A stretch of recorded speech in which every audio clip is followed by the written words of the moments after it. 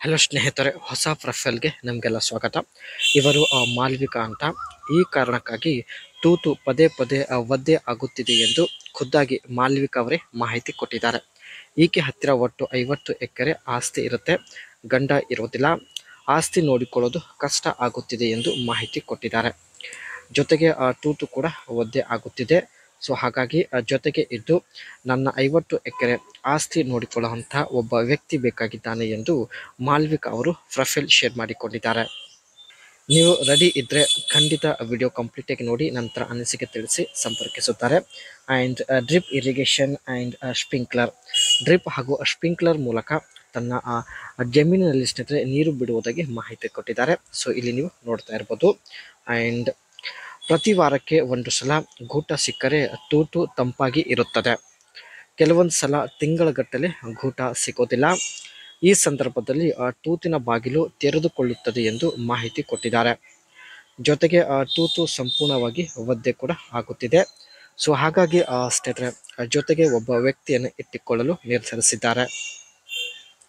ಇವಳ ಮುಖ್ಯ ಬಯಕೆ ನೋಡಿ ಈ ರೀತಿಯಾಗಿರುತ್ತದೆ. 50 ಎಕರೆ ಜಮೀನು ಇದೆ, ವರ್ಷಕ್ಕೆ 30 ಲಕ್ಷ ರೂಪಾಯಿ ಸಂಪಾದನೆ ಮಾಡುತ್ತಾರೆ.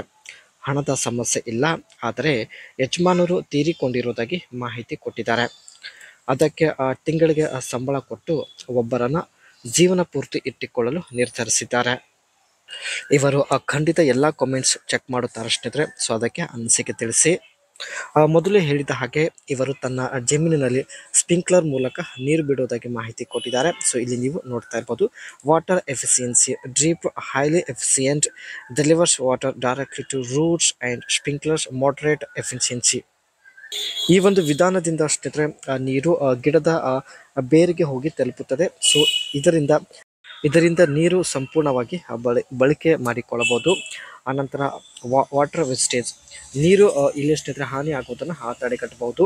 And suitability drip best for raw crops and vegetables. ತನ್ನ ಜಮೀನಿನಲ್ಲಿ ವೆಜಿಟೇಬಲ್ ಕೂಡ ಬೆಳೆಯುವುದಾಗಿ ಮಾಹಿತಿ ಕೊಟ್ಟಿದ್ದಾರೆ.